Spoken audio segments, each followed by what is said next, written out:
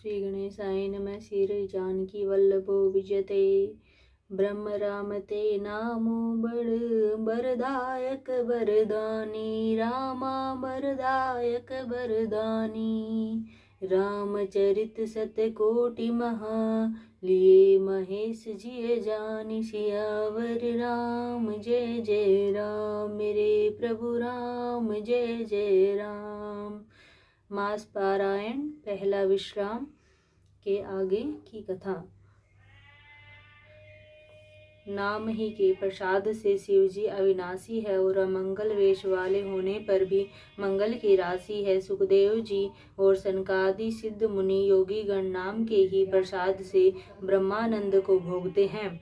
नारद जी ने नाम के प्रताप को जाना है। हरि सारे संसार को प्यारे हैं, हरि को हर प्यारे हैं और आप श्री नारद जी हरि और हर दोनों को ही प्रिय हैं। नाम के जपने से प्रभु ने कृपा की, जिससे प्रहलाद भक्त शिरोमणि हो गए। ध्रुव जी ने गलानी से भी माता के वचनों से दुखी होकर सकाम भाव से हरि नाम को जपा और उसके प्रताप से अचल अनुपम स्थान ध्रुव लोक प्राप्त किया। हनुमान जी ने पवित्र नाम का स्मरण करके श्री राम जी को अपने वश में कर रखा है। नीच अजामिल गज और गणिका वेश्या भी श्री हरि के नाम के प्रभाव से मुक्त हो गए। मैं नाम की बड़ाई कहाँ तक कहूँ, राम भी नाम के गुणों को नहीं गा सकते। कलयुग में राम का नाम कल्पतरु मन चाहा पदार्थ देने वाला और कल्याण का निवास मुक्ति का घर है, जिसको स्मरण करने से भांग सा निकृष्ट तुलसीदास तुलसी के समान पवित्र हो गया। केवल कलयुग की ही बात नहीं है, चारों युगों में, तीनों कालों में और तीनों लोकों में नाम को जप कर जीव शोक रहित हुए हैं। वेद पुराण और संतों का मत यही है कि समस्त पुण्यों का फल श्री राम जी में या राम नाम में प्रेम होना है। पहले सत्ययुग में ध्यान से, दूसरे त्रेता युग में यज्ञ से और द्वापर में पूजन से भगवान प्रसन्न होते हैं। परंतु कलयुग केवल पाप की जड़ और मलिन है। इसमें मनुष्यों का मन पाप रूपी समुद्र में मछली बना हुआ है, अर्थात पाप से कभी अलग होना ही नहीं चाहता। इससे ध्यान, यज्ञ और पूजन नहीं बन सकते। ऐसे कराल कलयुग के काल में तो नाम ही कल्प वृक्ष है, जो स्मरण करते ही संसार के सब जंजालों को नाश कर देने वाला है। कलयुग में यह राम नाम मनोवांछित फल देने वाला है। परलोक का परम हितैषी और इस लोक का माता पिता है, अर्थात परलोक में भगवान का परम धाम देता है और इस लोक में माता पिता के समान सब प्रकार से पालन और रक्षण करता है। कलयुग में न कर्म है, न भक्ति है और न ही ज्ञान ही है। राम नाम ही एक आधार है। कपट की खान कलयुग रूपी काल नेमी के मारने के लिए राम नाम ही बुद्धिमान और समर्थ श्री हनुमान जी हैं। राम नाम श्री नरसिंह भगवान है। कलयुग हिरण्यकशिपु है और जप करने वाले जन प्रहलाद के समान है। यह राम नाम देवताओं के शत्रु कलयुग रूपी दैत्य को मारकर जप करने वालों की रक्षा करेगा। अच्छे भाव प्रेम से, बुरे भाव बैर से, क्रोध से या आलस्य से किसी तरह से भी नाम जपने से दसों दिशाओं में कल्याण होता है। उसी परम कल्याणकारी राम नाम का स्मरण करके और श्री रघुनाथ जी को मस्तक नवाकर मैं राम जी के गुणों का वर्णन करता हूँ। वे श्री राम जी मेरी बिगड़ी सब तरह से सुधार लेंगे, जिनकी कृपा करने से नहीं अघाती। राम से उत्तम स्वामी और मुझ सरीखा बुरा सेवक इतने पर भी उन दया निधि ने अपनी ओर देखकर मेरा पालन किया है। लोक और वेद में भी अच्छे स्वामी की ही यही रीति प्रसिद्ध है कि वह विनय सुनते ही प्रेम को पहचान लेता है। अमीर गरीब, गंवार नगर निवासी, पंडित मूर्ख, बदनाम यशस्वी, सुकवि कुकवि, सभी नर नारी अपनी अपनी बुद्धि के अनुसार राजा की सराहना करते हैं और साधु, बुद्धिमान, सुशील, ईश्वर के अंश से उत्पन्न कृपालु राजा सबकी सुनकर और उनकी वाणी, भक्ति, विनय और चाल को पहचान कर सुंदर मीठी वाणी से सबका यथा योग्य सम्मान करते हैं। यह स्वभाव तो संसारी राजाओं का है। कौशलनाथ श्री रामचंद्र जी तो चतुर शिरोमणि हैं। श्री राम जी तो विशुद्ध प्रेम से ही रीझते हैं, पर जगत में मुझसे बढ़कर मूर्ख और मलिन बुद्धि और कौन होगा। तथापि कृपालु श्री रामचंद्र जी मुझ दुष्ट सेवक की प्रीति और रुचि को अवश्य रखेंगे, जिन्होंने पत्थरों को जहाज और बंदर भालुओं को बुद्धिमान मंत्री बना लिया। सब लोग मुझे श्री राम जी का सेवक कहते हैं और मैं भी बिना लज्जा संकोच के कहलाता हूँ। कहने वालों का विरोध नहीं करता। कृपालु श्री राम जी इस निंदा को सहते हैं कि श्री सीतानाथ जी जैसे स्वामी का तुलसीदास सा सेवक है। यह मेरी बहुत बड़ी ढिठाई और दोष है। मेरे पाप को सुनकर नरक ने भी नाक सिकोड़ ली है, अर्थात नरक में भी मेरे लिए ठोर नहीं है। यह समझकर मुझे अपने ही कल्पित डर से डर हो रहा है, किंतु भगवान श्री रामचंद्र जी ने तो स्वप्न में भी इस पर मेरी इस ढिठाई और दोष पर ध्यान नहीं दिया। वरम मेरे प्रभु श्री रामचंद्र जी ने तो इस बात को सुनकर, देखकर और अपने सूचित रूपी चक्षु से निरीक्षण कर मेरी भक्ति और बुद्धि की उल्टे सराहना की है। क्योंकि कहने में चाहे बिगड़ जाए, अर्थात मैं चाहे अपने को भगवान का सेवक कहता कहलाता रहूं, परंतु हृदय में अच्छापन होना चाहिए। हृदय में तो अपने को उनका सेवक बनने योग्य नहीं मानकर पापी और दीन ही मानता हूँ, यह अच्छापन है। श्री रामचंद्र जी भी दास के हृदय की अच्छी स्थिति जानकर रीझ जाते हैं। प्रभु के चित्त में अपने भक्तों की हुई भूल चूक याद नहीं रहती, वे उसे भूल जाते हैं और उनके हृदय की अच्छाई नीकी को 100 बार याद करते रहते हैं। जिस पाप के कारण उन्होंने बाली को व्याध की तरह मारा था, वैसी ही कुचाल फिर सुग्रीव ने चली। वही करनी विभीषण की थी, परंतु श्री रामचंद्र जी ने स्वप्न में भी उसका मन में विचार नहीं किया। उल्टे भरत जी से मिलने के समय श्री रघुनाथ जी ने उनका सम्मान किया और राजसभा में भी उनके गुणों का बखान किया। प्रभु श्री रामचंद्र जी तो वृक्ष के नीचे और बंदर डाली पर, अर्थात कहाँ मर्यादा पुरुषोत्तम सच्चिदानंद घन परमात्मा श्री राम जी और कहाँ पेड़ों की शाखाओं पर कूदने वाले बंदर, परंतु ऐसे बंदरों को भी उन्होंने अपने समान बना लिया। तुलसीदास जी कहते हैं कि श्री रामचंद्र जी सरीखे शील निधान स्वामी कहीं भी नहीं हैं। हे श्री राम जी, आपकी अच्छाई से सभी का भला है, अर्थात आपका कल्याण में स्वभाव सभी का कल्याण करने वाला है। यदि यह बात सच है तो तुलसीदास जी का भी सदा कल्याण ही होगा। इस प्रकार अपने गुण दोषों को कहकर और सबको फिर सिर नवाकर मैं श्री रघुनाथ जी का निर्मल यश वर्णन करता हूँ, जिसके सुनने से कलयुग के पाप नष्ट हो जाते हैं।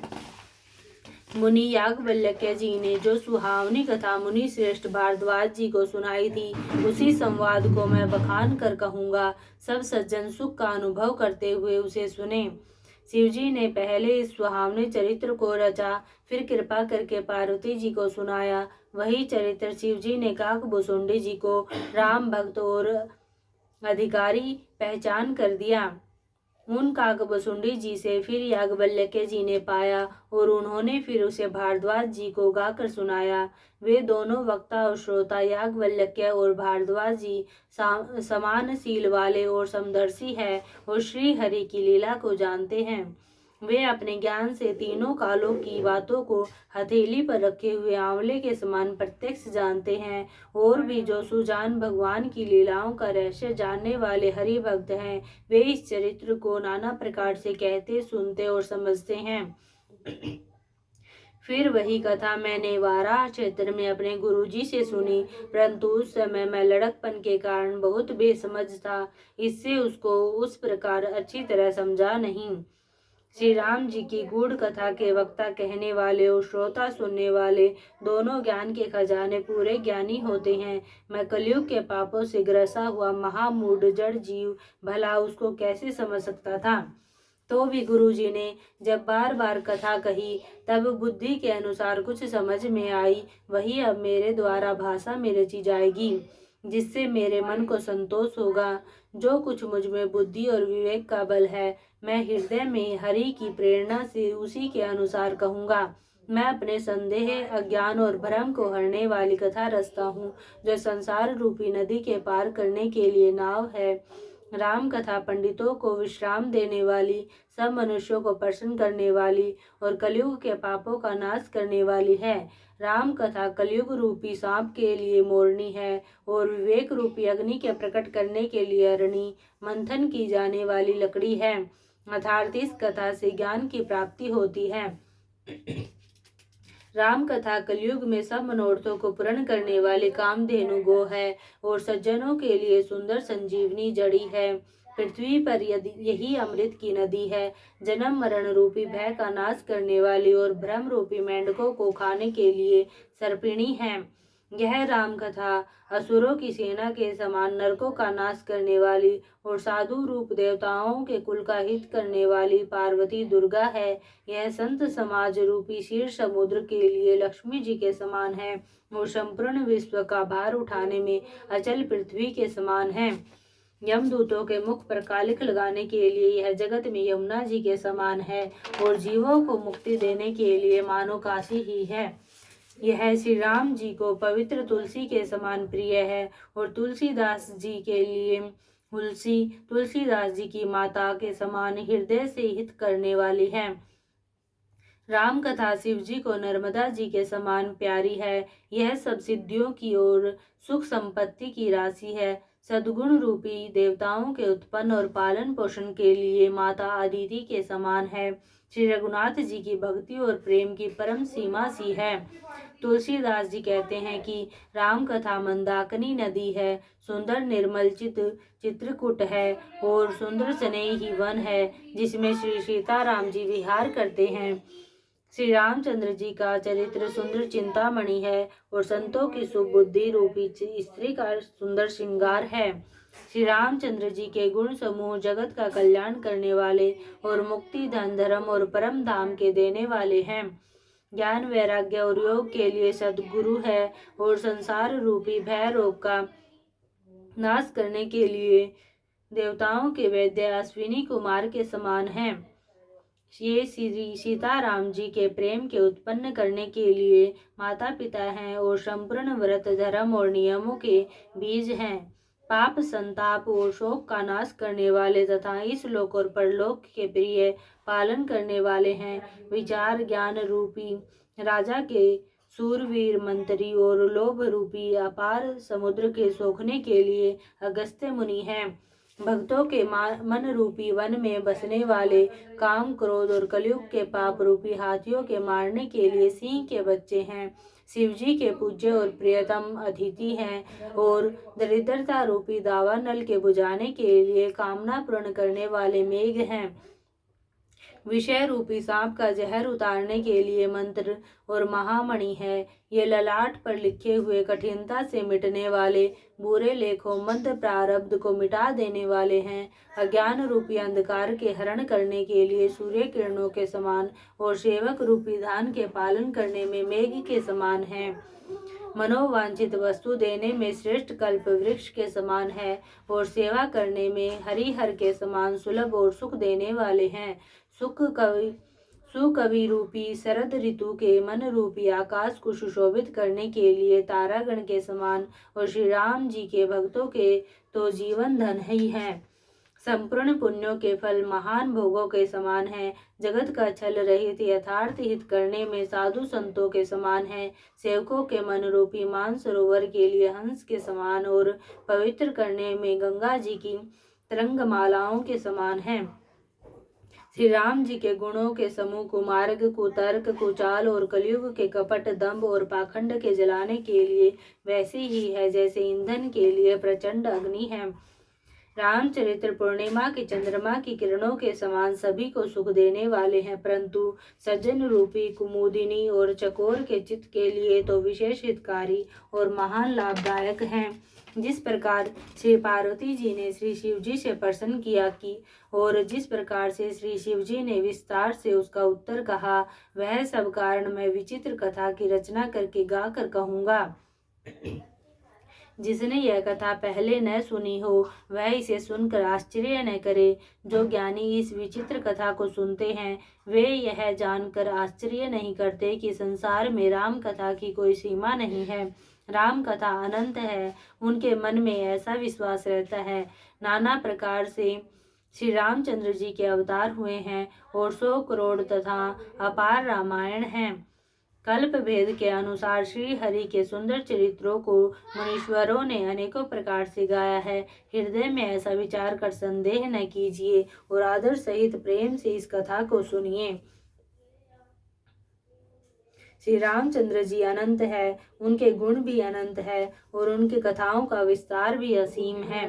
अतएव जिनके विचार निर्मल है वे इस कथा को सुनकर आश्चर्य नहीं मानेंगे। इस प्रकार सब संदेहों को दूर करके और श्री गुरु जी के चरण कमलों की रज को सिर पर धारण करके मैं पुनः हाथ जोड़कर सबकी विनती करता हूँ, जिससे कथा की रचना में कोई दोष स्पर्श न करने पावे। अब मैं आदर पूर्वक श्री शिव जी को सिर नवाकर श्री रामचंद्र जी के गुणों की निर्मल कथा कहता हूँ। श्री हरि के चरणों पर सिर रखकर संवत 1631 में इस कथा का आरंभ करता हूँ। चैत्र मास की 9वीं तिथि मंगलवार को श्री अयोध्या जी में यह चरित्र प्रकाशित हुआ। जिस दिन श्री राम जी का जन्म होता है, वेद कहते हैं कि उस दिन सारे तीर्थ वहां श्री अयोध्या जी में चले आते हैं। असुर, नाग, पक्षी, मनुष्य, मुनि और देवता सब अयोध्या जी में आकर श्री रघुनाथ जी की सेवा करते हैं। बुद्धिमान लोग जन्म का महोत्सव मनाते हैं और श्री राम जी की सुंदर कीर्ति का गान करते हैं। सज्जनों के बहुत से समूह उस दिन श्री सरयू जी के पवित्र जल में स्नान करते हैं और हृदय में सुंदर श्याम शरीर श्री रघुनाथ जी का ध्यान करके उनके नाम का जप करते हैं। वेद पुराण कहते हैं कि श्री सरयू जी का दर्शन, स्पर्श, स्नान और जलपान पापों को हरता है। यह नदी बड़ी ही पवित्र है, इसकी महिमा अनंत है, जिसे विमल बुद्धि वाली सरस्वती जी भी नहीं कह सकती। यह शोभायमान अयोध्यापुरी श्री रामचंद्र जी के परम धाम की देने वाली है, सब लोकों में प्रसिद्ध है और अत्यंत पवित्र है। जगत में अंडज, स्वेदज, उद्भिज और जरायुज 4 खानी प्रकार के अनंत जीव है। इनमें से जो कोई भी अयोध्या जी में शरीर छोड़ते हैं वे फिर संसार में नहीं आते, जन्म मृत्यु के चक्कर से छूटकर भगवान के परम धाम में निवास करते हैं। इस अयोध्यापुरी को सब प्रकार से मनोहर, सब सिद्धियों की देने वाली और कल्याण की खान समझकर मैंने इस निर्मल कथा का आरंभ किया, जिसके सुनने से काम, मद, दम्भ और दम नष्ट हो जाते हैं। इसका नाम रामचरितमानस है, जिसके कानों से सुनते ही शांति मिलती है। मन रूपी हाथी विषय रूपी दावानल में जल रहा है, वह यदि इस रामचरित्र रूपी मानस सरोवर में आ पड़े तो सुखी हो जाए। यह रामचरितमानस मुनियों का प्रिय है। इस सुहावने और पवित्र मानस की शिवजी ने रचना की। यह तीनों प्रकार के दोषों, दुखों और दरिद्रता को तथा कलयुग की कुचालों और सब पापों का नाश करने वाला है। श्री महादेव जी ने इसको रचकर अपने मन में रखा था और सुअवसर पाकर पार्वती जी से कहा। इसी से शिव जी ने इसको अपने हृदय में देखकर और प्रसन्न होकर इसका सुंदर रामचरितमानस नाम रखा। मैं उसी सुख देने वाली सुहावनी राम कथा को कहता हूँ। हे सज्जनों, आदर पूर्वक मन लगाकर इसे सुनिए। यह रामचरितमानस जैसा है, जिस प्रकार बना है और जिस हेतु से जगत में इसका प्रचार हुआ, अब वही सब कथा मैं श्री उमा महेश्वर का स्मरण करके कहता हूँ। श्री शिव जी की कृपा से उसके हृदय में सुंदर बुद्धि का विकास हुआ, जिससे यह तुलसीदास श्री रामचरितमानस का कवि हुआ। अपनी बुद्धि के अनुसार तो वह इसे मनोहर ही बनाता है, किंतु फिर भी हे सज्जनों, सुंदर चित्त से सुनकर इसे आप सुधार लीजिए। सुंदर सात्विकी बुद्धि भूमि है, हृदय ही उसमें गहरा स्थान है। वेद पुराण समुद्र है और साधु संत मेघ है। वे साधु रूपी मेघ श्री राम जी के सुयश रूपी सुंदर, मधुर, मनोहर और मंगलकारी जल की वर्षा करते हैं। सगुण लीला का जो विस्तार से वर्णन करते हैं, वही राम सुयश रूपी जल की निर्मलता है, जो मल का नाश करती है। और जिस प्रेमा भक्ति का वर्णन नहीं किया जा सकता, वही इस जल की मधुरता और सुंदर शीतलता है। वह राम सुयश रूपी जल सत्कर्म रूपी दान के लिए हितकर है और श्री राम जी के भक्तों का तो जीवन ही है। वह पवित्र जल बुद्धि रूपी पृथ्वी पर गिरा और सिमट कर सुहावने कान रूपी मार्ग से चला और मानस हृदय रूपी श्रेष्ठ स्थान में भर कर वही स्थिर हो गया। वही पुराना होकर सुंदर, रुचिकर, शीतल और सुखदायी हो गया। इस कथा में बुद्धि से विचार कर जो चार अत्यंत सुंदर और उत्तम संवाद भुसुंडी, गरुड़, शिव पार्वती, याज्ञवल्क्य, भारद्वाज और तुलसीदास और संत रचे हैं, वही इस पवित्र और सुंदर सरोवर के चार मनोहर घाट हैं। 7 कांड ही इस मानस सरोवर की सुंदर 7 सीढ़ियां हैं, जिनको ज्ञान रूपी नेत्रों से देखते ही मन प्रसन्न हो जाता है। श्री रघुनाथ जी के निर्गुण प्राकृतिक गुणों से अतीत और निर्बाध एक रस महिमा का जो वर्णन किया जाएगा, वही इस सुंदर जल की अथाह गहराई है। श्री रामचंद्र जी और सीता जी का यह अमृत के समान जल है। इसमें जो उपमाएं दी गई है, वही तरंगों का मनोहर विलास है। सुंदर चौपाइयां ही इसमें घनी फैली हुई पुरैन कमलिनी है और कविता की युक्तियां सुंदर मणि मोती उत्पन्न करने वाली सुहावनी सीपियां हैं। जो सुंदर छंद, सोरठे और दोहे हैं, वही इसमें बहुरंगे कमलों के समूह सुशोभित हैं। अनुपम अर्थ, ऊंचे भाव और सुंदर भाषा की पराग, पुष्परज, मकरंद, पुष्परस और सुगंध है। सत्कर्मों, पुण्यों के पुंज, भोरों की सुंदर पंक्तियां हैं। ज्ञान, वैराग्य और विचार हंस है। कविता की ध्वनि, वक्रोक्ति, गुण और जाति ही अनेकों प्रकार की मनोहर मछलियां हैं। अर्थ, धर्म, काम, मोक्ष ये चारों ज्ञान विज्ञान का विचार के कहना काव्य के नौरस हैं। जप, तप, योग और वैराग्य के प्रसंग, ये सभी सरोवर के सुंदर जलचर जीव हैं। सुकृति पुण्यात्मा जनों के, साधुओं के और श्री राम नाम के गुणों का गान ही विचित्र जल पक्षियों के समान है। संतों की सभा ही इस सरोवर के चारों ओर की अमराई आम की बगीचियां हैं और श्रद्धा वसंत ऋतु के समान कही गई है। नाना प्रकार से भक्ति का निरूपण और समा, दया तथा दम, दया, इंद्रिय निग्रह लताओं के मंडप है। मन का निग्रह यम, अहिंसा, सत्य, अस्तेय, ब्रह्मचर्य और अपरिग्रह है। नियम, शौच, संतोष, तप, स्वाध्याय और ईश्वर प्रणिधान ही उनके फूल हैं। ज्ञान फल है और श्री हरि के चरणों में प्रेम ही इस ज्ञान रूपी फल का रस है, ऐसा वेदों ने कहा है।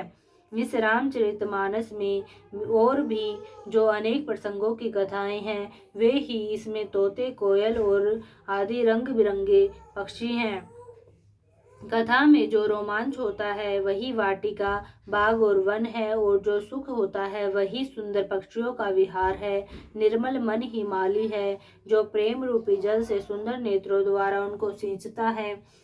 जो लोग इस चरित्र को सावधानी से गाते हैं, वे ही इस तालाब के चतुर रखवाले हैं, और जो स्त्री पुरुष सदा आदर पूर्वक इसे सुनते हैं, वे ही इस सुंदर मानस के अधिकारी उत्तम देवता हैं।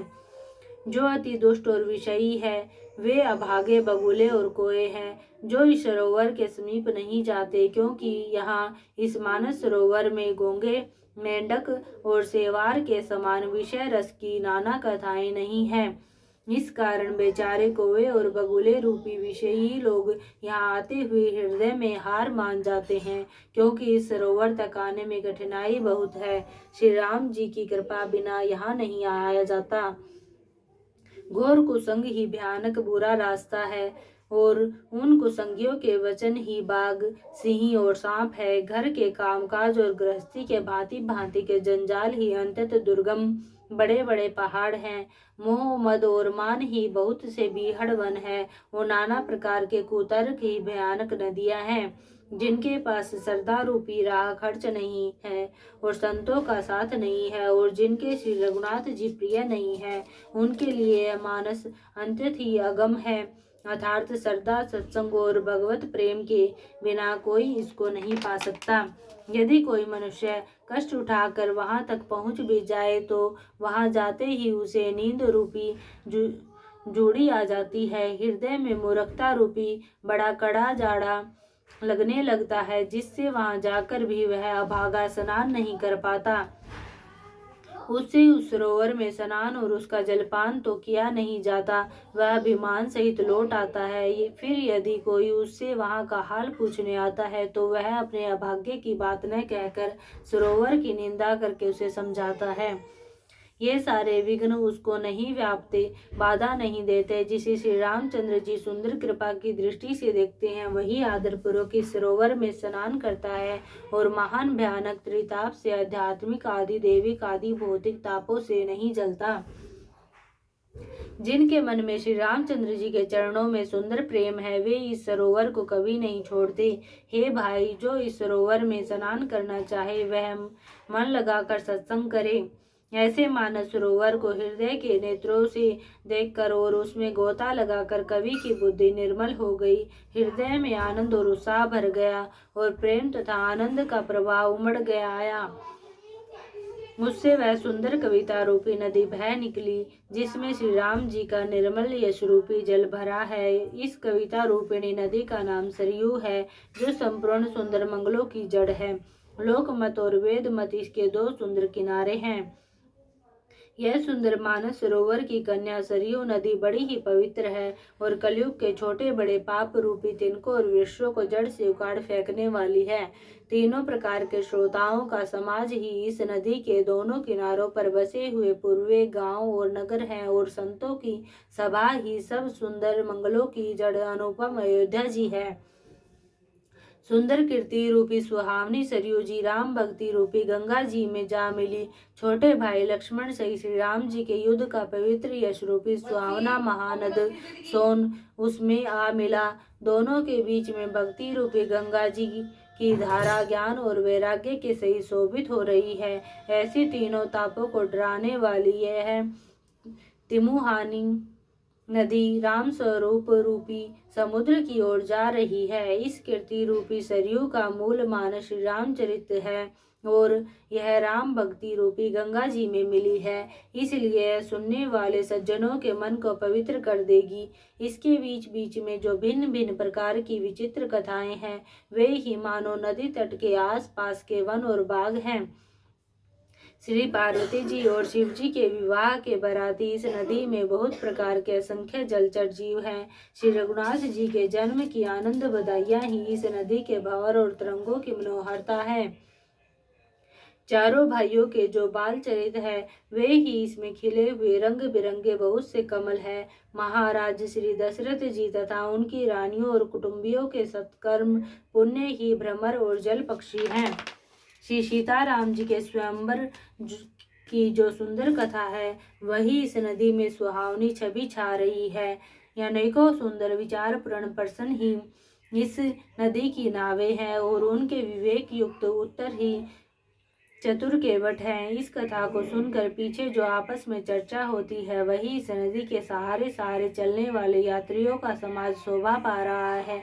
परशुराम जी का क्रोध इस नदी की भयानक धारा है और श्री रामचंद्र जी के श्रेष्ठ वचन ही सुंदर बंधे हुए घाट हैं। भाइयों सहित श्री रामचंद्र जी के विवाह का उत्साह ही इस कथा नदी की कल्याणकारिणी बाढ़ है जो सभी को सुख देने वाली है। इसके कहने सुनने में जो हर्षित और पुलकित होते हैं वे ही पुण्यात्मा पुरुष हैं जो प्रसन्न मन से इस नदी में नहाते हैं।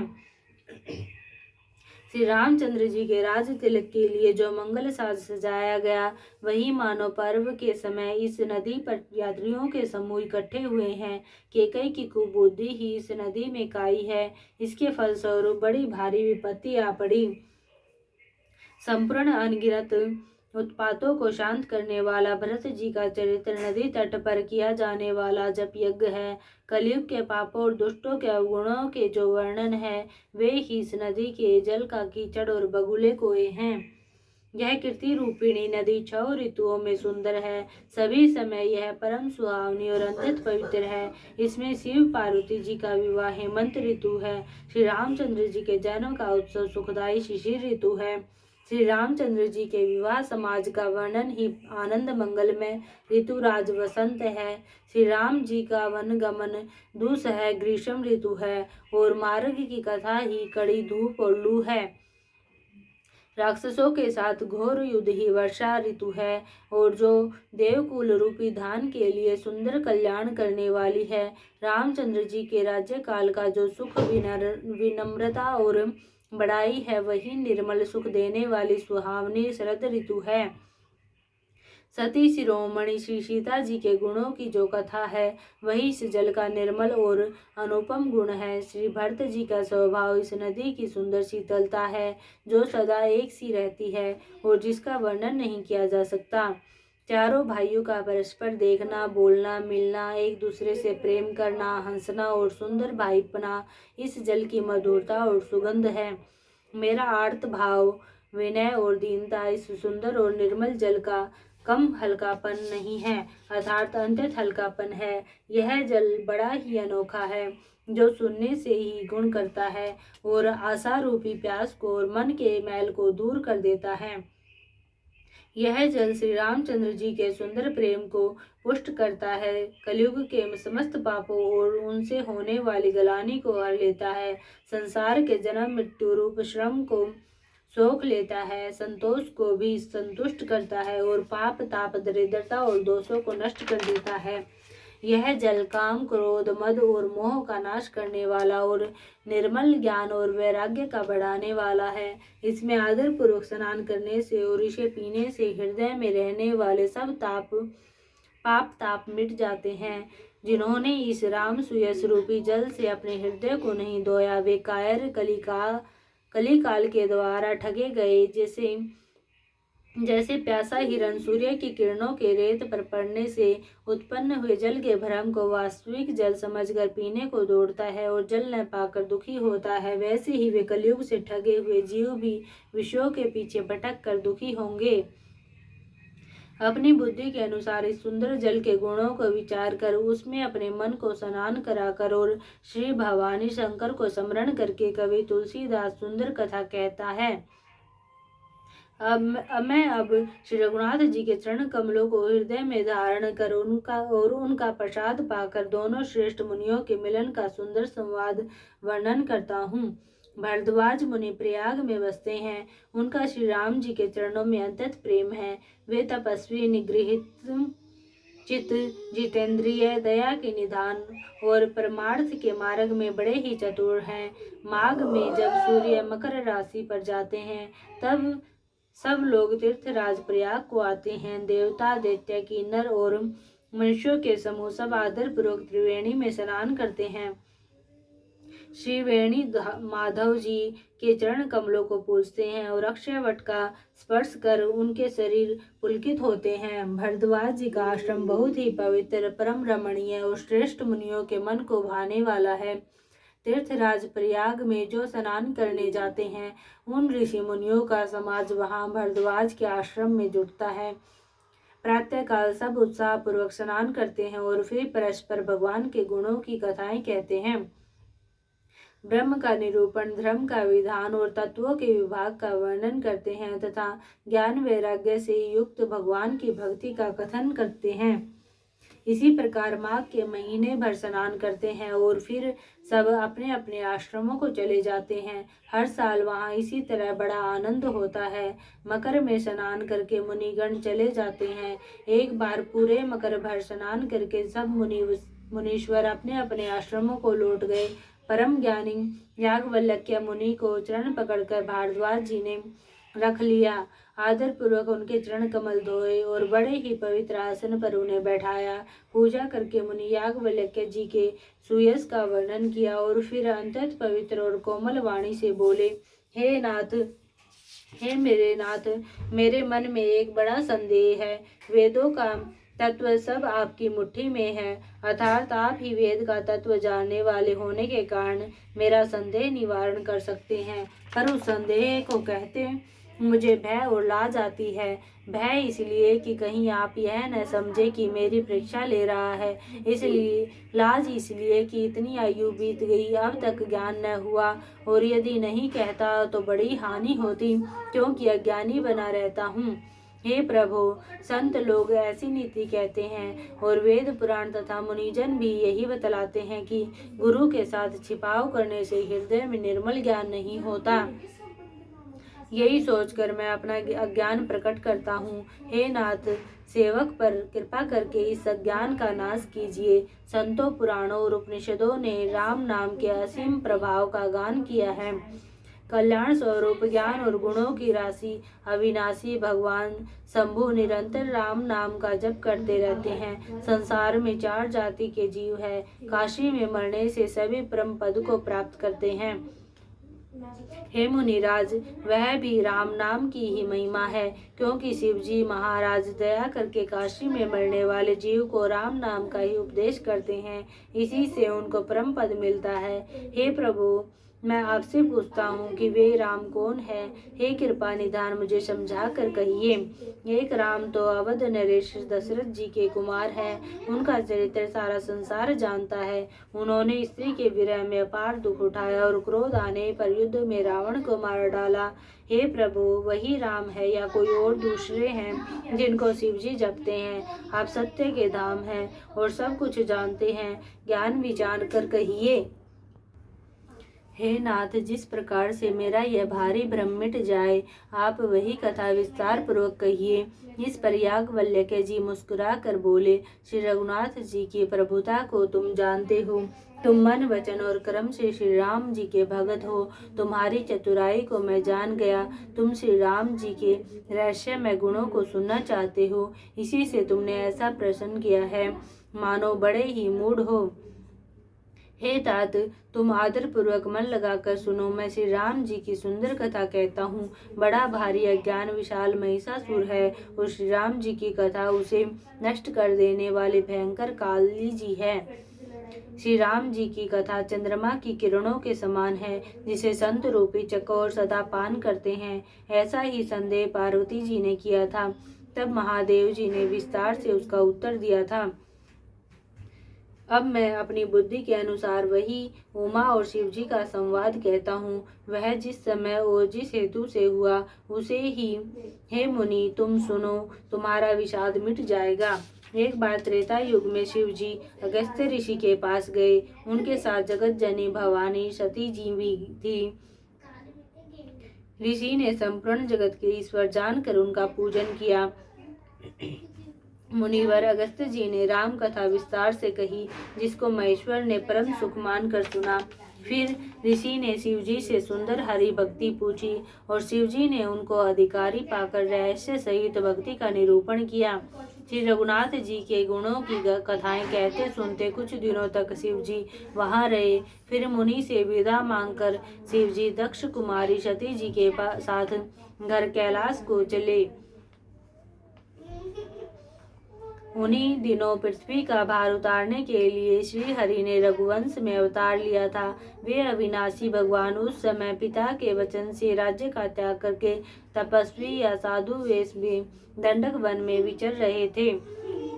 शिवजी हृदय में विचारते जा रहे थे कि भगवान के दर्शन मुझे किस प्रकार हो। प्रभु ने गुप्त रूप से अवतार लिया है, मेरे जाने से सब लोग जान जाएंगे। श्री शंकर जी के हृदय में इस बात को लेकर बड़ी खलबली उत्पन्न हो गई, परंतु सती जी इस भेद को नहीं जानती थी। तुलसीदास जी कहते हैं कि शिव जी के मन में भेद खुलने का डर था, परंतु दर्शन के लोभ से उनके नेत्र ललचा रहे थे। रावण ने ब्रह्मा जी से अपनी मृत्यु मनुष्य के हाथ से मांगी थी। ब्रह्मा जी के वचनों को प्रभु सत्य करना चाहते हैं। मैं जो पास नहीं जाता हूँ तो बड़ा पछतावा रह जाएगा। इस प्रकार शिव जी विचार करते थे, परंतु कोई भी युक्ति ठीक नहीं बैठती थी। इस प्रकार महादेव जी चिंता के वश हो गए। उसी समय नीच रावण ने जाकर मारीच को साथ लिया और वह मारीच तुरंत कपट मृग बन गया। मूर्ख रावण ने छल करके सीता जी को हर लिया। उसे श्री रामचंद्र जी के वास्तविक प्रभाव का कुछ भी पता न था। मृग को मारकर भाई लक्ष्मण सहित श्री हरि आश्रम में आए और उसे खाली देखकर अर्थात वहां सीता जी को न पाकर उनके नेत्रों में आंसू भर आए। श्री रघुनाथ जी मनुष्यों की भांति विरह से व्याकुल है और दोनों भाई वन में सीता को खोजते हुए फिर रहे हैं, जिनके कभी कोई संयोग वियोग नहीं है। उनमें प्रत्यक्ष विरह का दुख देखा गया। श्री रघुनाथ जी का चरित्र बड़ा ही विचित्र है। उसको पहुँचे हुए ज्ञानी जन ही जानते हैं। जो मंद बुद्धि है वे तो विशेष रूप से मोह के वश होकर हृदय में कुछ दूसरी ही बात समझ बैठते हैं। श्री शिव जी ने उसी अवसर पर श्री राम जी को देखा और उनके हृदय में बहुत भारी आनंद उत्पन्न हुआ। उन शोभा के समुद्र श्री रामचंद्र जी को शिव जी ने नेत्र भर कर देखा, परंतु अवसर ठीक न जानकर परिचय नहीं किया। जगत के पवित्र करने वाले सच्चिदानंद की जय हो, इस प्रकार कहकर कामदेव का नाश करने वाले श्री शिवजी जी चल पड़े। कृपा निधान शिव जी बार बार आनंद से पुलकित होते हुए सती जी के साथ चले जा रहे थे। सती जी ने शंकर जी की वह दशा देखी तो उनके मन में बड़ा संदेह उत्पन्न हो गया। वे मन ही मन कहने लगी कि शंकर जी की सारा जगत वंदना करता है, वे जगत के ईश्वर है। देवता मनुष्य मुनि सब उनके प्रति सिर नवाते हैं। उन्होंने एक राजपुत्र को सच्चिदानंद परम धाम कहकर प्रणाम किया और उसकी शोभा देखकर वे इतने प्रेम मगन हो गए कि अब तक उनके हृदय में प्रीति रोकने से भी नहीं रुकती। जो ब्रह्म सर्व व्यापक माया रहित जन्मा अगोचर इच्छा रहित और भेद रहित है और जिसे वेद भी नहीं जानते, क्या वह देह धारण करके मनुष्य हो सकता है? देवताओं के हित के लिए मनुष्य शरीर धारण करने वाले जो विष्णु भगवान हैं, वे भी शिव जी की ही भांति सर्वज्ञ है। वे ज्ञान के भंडार, लक्ष्मीपति और असुरों के शत्रु भगवान विष्णु क्या ज्ञानी की तरह स्त्री को खोजेंगे? फिर शिव जी के वचन भी झूठे नहीं हो सकते। सब कोई जानते हैं कि शिव जी सर्वज्ञ है। सती के मन में इस प्रकार का अपार संदेह उठ खड़ा हुआ। किसी तरह भी उनके हृदय में ज्ञान का प्रादुर्भाव नहीं होता था। यद्यपि भवानी जी ने प्रकट कुछ नहीं कहा, पर अंतर्यामी शिव जी सब जान गए। वे बोले, हे सती सुनो, तुम्हारा स्त्री स्वभाव है, ऐसा संदेह मन में कभी न रखना चाहिए। जिनकी कथा का अगस्त्य ऋषि ने ज्ञान किया और जिनकी भक्ति मैंने मुनि को सुनाई, वे वही मेरे इष्ट देव श्री रघुवीर जी हैं, जिनकी सेवा ज्ञानी मुनि सदा किया करते हैं। ज्ञानी मुनि योगी और सिद्ध निरंतर निर्मल चित्त से जिनका ध्यान करते हैं तथा वेद पुराण और शास्त्र नेति नेति कहकर जिनकी कीर्ति गाते हैं, उन्हीं सर्वव्यापक समस्त ब्रह्मांडों के स्वामी मायापति नित्य परम स्वतंत्र ब्रह्म रूप भगवान श्री राम जी ने अपने भक्तों के हित के लिए अपनी इच्छा से रघुकुल के मणि रूप में अवतार लिया है। यद्यपि शिव जी ने बहुत बार समझाया, फिर भी सती जी के हृदय में उनका उपदेश नहीं बैठा। तब महादेव जी मन में भगवान की माया का बल जानकर मुस्कुराते हुए बोले, जो तुम्हारे मन में बहुत संदेह है तो तुम जाकर परीक्षा क्यों नहीं लेती? जब तक तुम मेरे पास लौट आओगी तब तक मैं इसी बड़ की छांव में बैठा हूँ। जिस प्रकार तुम्हारा यह ज्ञान जनित भारी भ्रम दूर हो, भली भांति विवेक के द्वारा सोच समझ कर तुम वही करना। शिव जी की आज्ञा पाकर सती चली और मन में सोचने लगी कि भाई क्या करूं, कैसे परीक्षा लूं। इधर शिव जी ने मन में ऐसा अनुमान किया कि दक्ष कन्या सती का कल्याण नहीं है।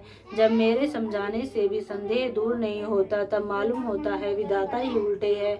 अब सती का कुशल नहीं है।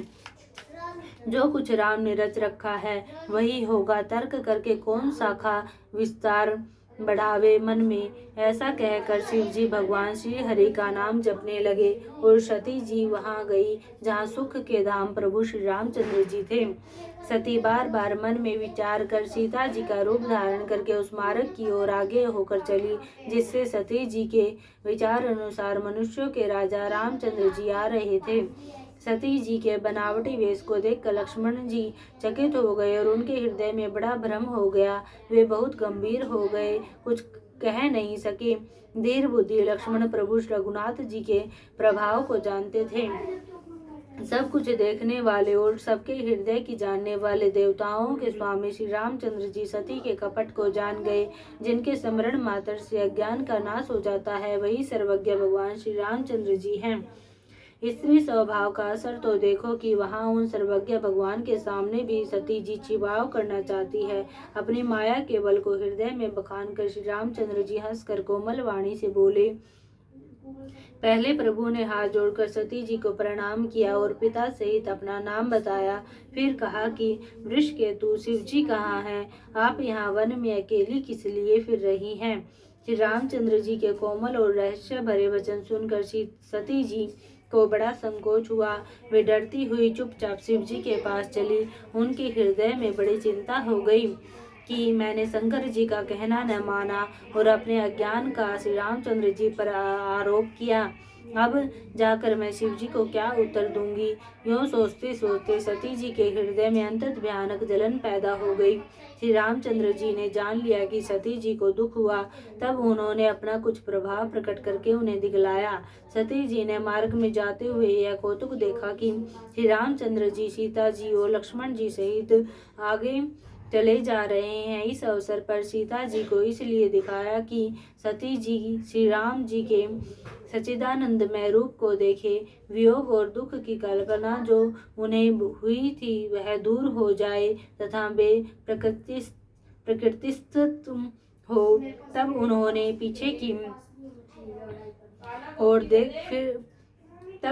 पीछे की ओर फिर कर देखा तो वहां भी भाई लक्ष्मण जी और सीता जी के साथ श्री रामचंद्र जी सुंदर वेश में दिखाई दिए। वे जिधर देखती है उधर ही प्रभु श्री रामचंद्र जी विराजमान हैं और सुचतुर सिद्ध मुनीश्वर उनकी सेवा कर रहे हैं। सती जी ने अनेक शिव, ब्रह्मा और विष्णु देखे जो एक से बढ़कर एक असीम प्रभाव वाले थे। उन्होंने देखा कि भांति भांति के वेश धारण किए सभी देवता श्री रामचंद्र जी की चरण वंदना और सेवा कर रहे हैं।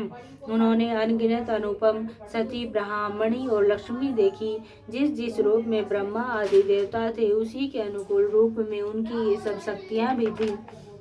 सती जी ने जहाँ तहाँ जितने रघुनाथ जी देखे शक्तियों सहित वहाँ उतने ही सारे देवताओं को भी देखा। संसार में जो चराचर जीव है वे भी अनेक प्रकार के सब देखे।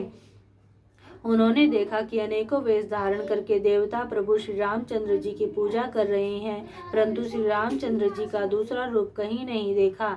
सीता सहित श्री रघुनाथ जी बहुत से देखे, परंतु उनके वेश अनेक नहीं थे। सब जगह वही रघुनाथ जी, वही लक्ष्मण और वही सीता जी। सती ऐसा देखकर बहुत ही डर गई। उनका हृदय कांपने लगा और देह की सारी सुध बुध जाती रही। वे आंख मूंद कर मार्ग में बैठ गई। फिर आंख खोलकर देखा तो वहां दक्ष कुमारी सती जी को कुछ भी न दिख पड़ा। तब वे बार बार श्री रामचंद्र जी के चरणों में सिर नवाकर वहां चली जहां श्री शिव जी थे। जब पास पहुंची तब श्री शिव जी ने हंसकर कुशल प्रश्न करके कहा कि तुमने श्री राम जी की किस प्रकार परीक्षा ली, सारी बात सच सच बताओ। गई समीप महेश तब हंसी पूछी कुशलात, रामा हंसी पूछी कुशलात। लीनी परीक्षा कवन विधि, कहु सत्य सब बात। सियावर राम जय जय राम, मेरे प्रभु राम जय जय राम। मास पारायण दूसरा विश्राम, सियावर राम जय जय राम, मेरे प्रभु राम जय जय।